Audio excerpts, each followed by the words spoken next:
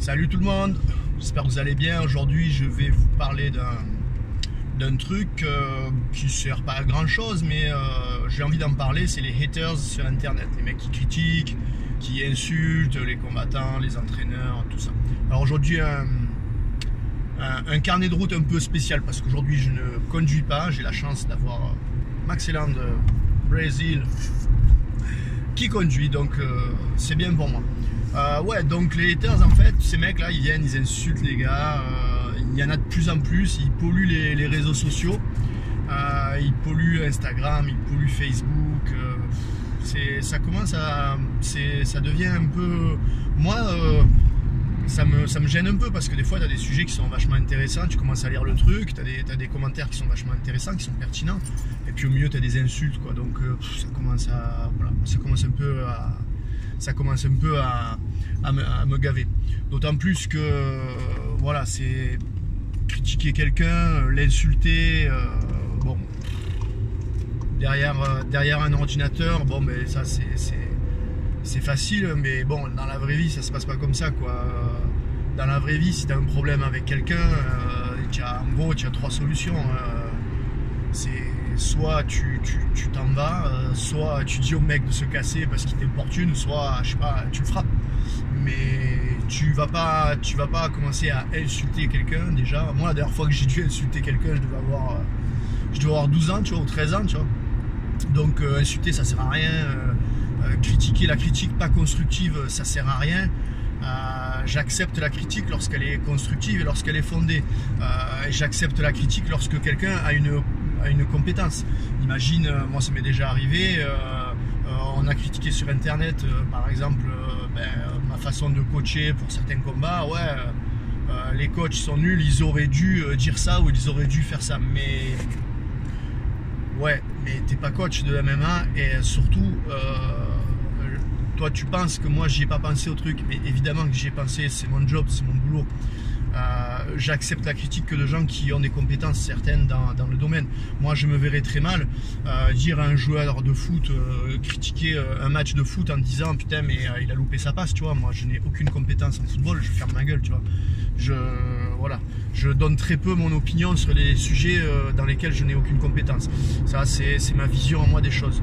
Donc déjà moi toutes les critiques qui sont pas faites par des gens qui n'ont pas des compétences, je demande, évidemment j'attends pas que le gars il soit Jean Saint-Pierre pour me donner des conseils, mais il y a des mecs qui suivent le MMA depuis une dizaine d'années, tout ça, ils sont quand même, ils ont une vision éclairée des choses.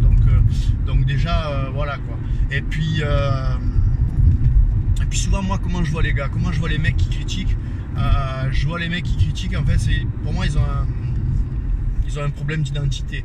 Souvent ce sont des gens, je pense, qui s'identifient aux combattants et qui à cause de cette identification vont avoir un comportement qui dépasse les limites du normal, tu vois. Le type, je sais pas, dans sa tête peut-être qu'il se prend pour McGregor, ou qu'il se prend pour Khabib, ou qu'il se prend pour je ne sais plus qui, et lorsqu'on touche à ces personnages là, ben lui il va les défendre comme s'il se défendait un peu lui-même. Pour moi c'est un peu comme l'adolescent qui est en recherche d'identité, tu vois, et qui n'a pas sa propre personnalité, qui est en train de construire sa personnalité à travers d'autres personnes. Le problème c'est que, alors si les gars qui critiquent ont 12-13 ans, bon je peux comprendre, hein, c'est très possible parce qu'on ne connaît pas forcément l'âge des gens qui critiquent, mais franchement passer l'adolescence, quand tu es adulte, tu dois avoir un esprit de réflexion qui va te permettre de dire bon, je vais pas critiquer un mec parce que je le connais pas, parce que je ne connais pas les tenants et les aboutissants. D'autant plus que maintenant à travers internet, souvent on a l'impression qu'on connaît la vie du gars, mais mon gars, tu connais pas la vie du mec. Je veux dire, sur Instagram, sur Facebook, tu peux être qui tu veux en fait. Grâce aux réseaux sociaux, tu peux être qui tu veux. Moi, je peux être le fils caché de Brad Pitt et de Mère Teresa, moi, sur Instagram, si j'ai envie. Je peux paraître le plus con du monde ou le plus sympa du monde. Et en fait, ça correspondra peut-être pas du tout à ma personnalité. Donc, quand tu vois un mec faire un truc, je sais pas, moi, jouer au foot avec Ronaldo et faire des grands sourires, si ça se trouve, il déteste le foot. Quand tu vois, je sais pas, moi, n'importe quoi, quand tu vois un mec serrer la main d'un homme politique, ben, le type, si ça se trouve, il est pas du tout du même bord que l'homme politique. Je me souviens d'une interview, il y avait Mike Tyson qui avait été interviewé, il avait serré la main d'un politicien, c'était le maire d'une ville, je me souviens, d'une grande ville américaine, et le maire il avait été critiqué pour ses comportements politiques, et le journaliste avait dit à Mike Tyson, ouais, en gros, hein, tu es un salaud, t'as serré la main de l'autre. Et là, Mike Tyson, il a remis en place, il a dit, mais t'es une grosse merde, tu sais pas ce que je pense, tu sais pas qui je suis. Il a dit, tu crois que tu parles à qui? Je veux dire, attention, là, t'es pas dans la vraie vie, t'es face à Mike Tyson, quoi. Et là, c'est un peu pareil, quoi. Le mec, voilà, les types, ils ont l'impression qu'ils connaissent les personnes, qu'ils connaissent la personnalité des gens. Je pense que, moi, je connais beaucoup de combattants professionnels qui sont très suivis sur les réseaux sociaux. Je pense que vous seriez surpris de voir la vraie personnalité des gens. C'est souvent à l'opposé, d'ailleurs, de ce qu'ils veulent faire voir aux gens. Voilà, donc, voilà, ces gens-là, pour moi, voilà, ils ont des problèmes, des problèmes psychologiques. C'est pas quelque chose de naturel pour moi, de normal, on va dire. Après, ces gens-là, ils se rendent pas compte que lorsqu'ils vont et qu'ils critiquent, surtout qu'ils insultent, quand ils dépassent les limites, qu'ils insultent des combattants. Et récemment, j'ai vu un gars, il insultait des combattants sur une page célèbre française de grappling. Des insultes, voilà, des insultes, des grandes insultes, quoi, des insultes fils de pute, tout ça. Je veux dire, voilà, toi tu penses que voilà, tu as défendu une cause, ou je sais pas ce que tu as pensé dans ta tête, mais en fait quand tu fais ça, tu rends le mec encore plus célèbre, quoi.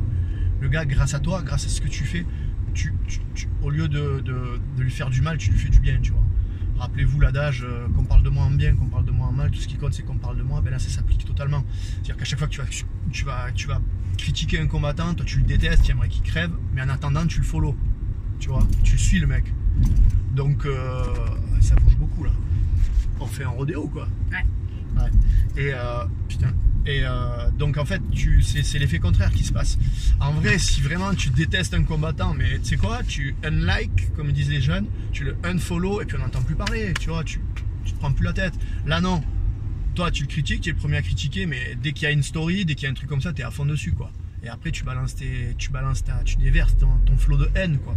Donc non, parce que quand tu fais ça, ce qui se passe, c'est que le type, au contraire, c'est exponentiel pour le mec, c'est super, il va avoir encore plus de followers parce que tu vas ouvrir un débat, le mec il va te dire putain pourquoi tu l'insultes, parce que forcément les mecs que toi tu détestes, ben, t'as toujours un mec qui vont l'aimer, tu vois. Donc toi tu l'insultes, l'autre celui qui l'aime, il aime autant que toi tu l'insultes, tu vois, tu le détestes, tu vois.